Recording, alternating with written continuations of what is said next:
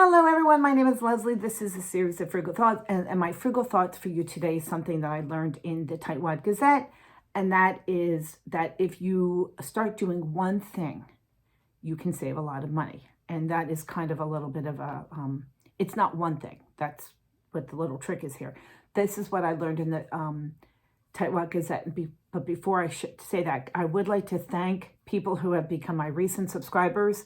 It is very nice. It is so nice to have people on board and commenting. There goes my phone. Thank you so much, my new subscribers. If you are someone who's watching this, please like and subscribe.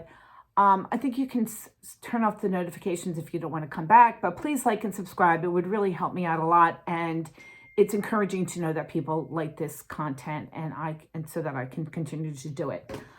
Anyway, what I learned in the Tightwad Gazette, and I think she talked about it in terms of mending things instead of sending stuff out.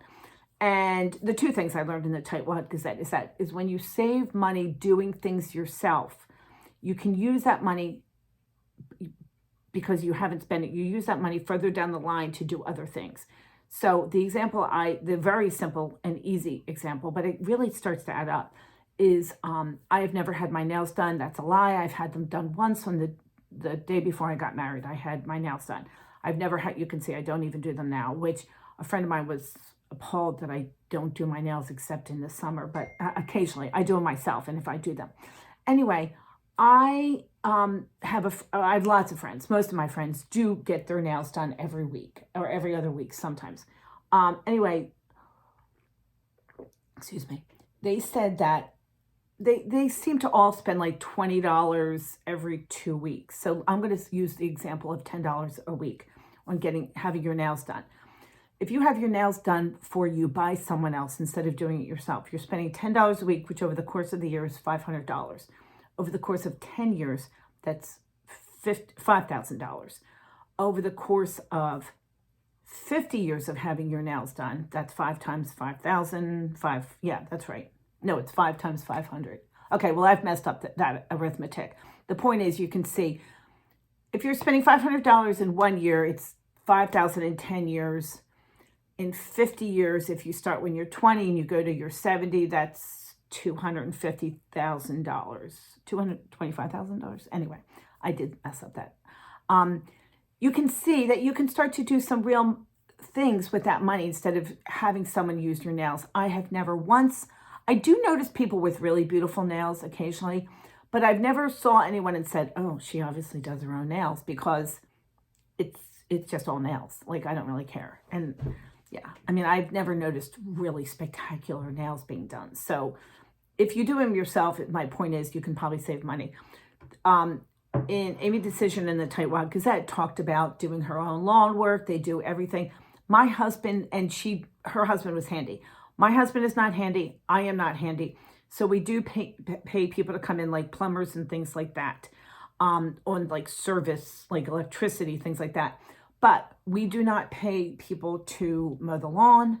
There was a very brief period of time when I had 4 under the age of 5, I think, that we had someone mow the lawn like every other week kind of thing, but we stopped that quickly. Other than that brief period, we don't pay people to mow the lawn. We don't pay people to do our leaves. We don't pay people to do our snow removal. We just don't pay people to do things around the house. We do them.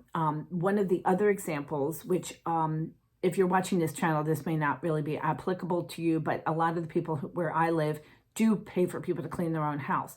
I never had someone clean my house because, frankly, it just seemed like so much money to pay someone else to do something that I could be doing. Obviously, that's the problem with doing cleaning, is that it's just hard to get the time to do it.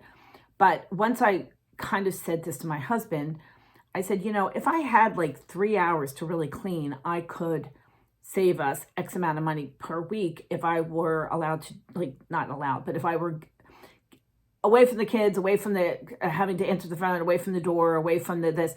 Why don't you take the kids out and I can get some actual real cleaning done?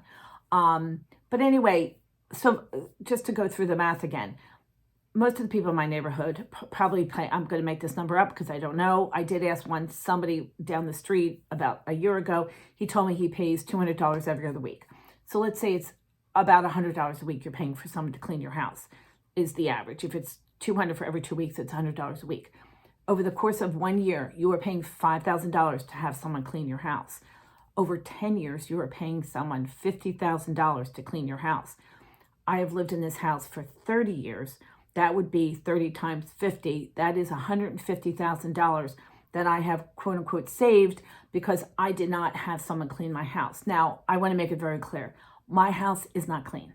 So it's perfectly, my Aunt Lucille used to say, dirty enough to be happy, clean enough to be healthy, or clean enough to be healthy, dirty enough to be happy, was her saying.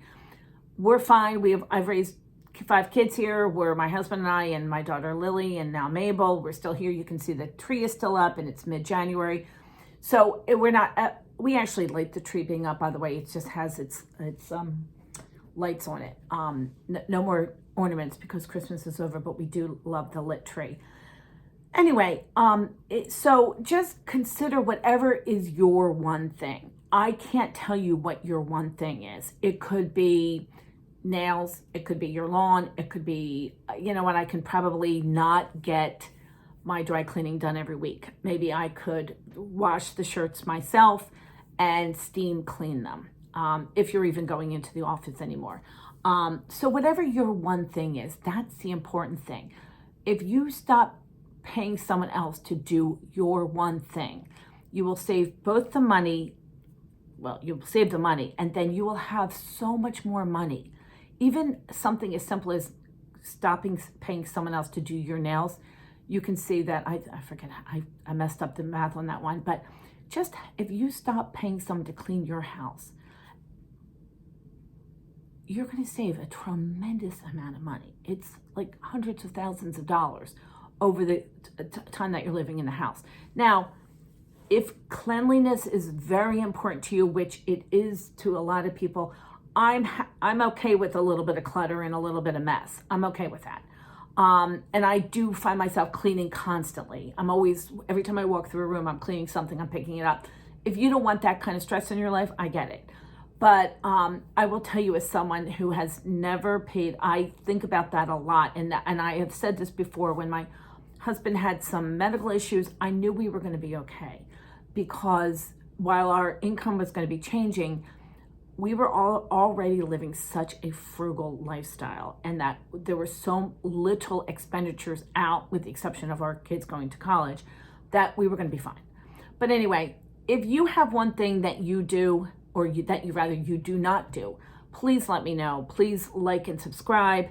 I'd love to hear from you, because this is what makes this channel fun for me, and hopefully something you can enjoy. Thank you so much for stopping by. Bye-bye now.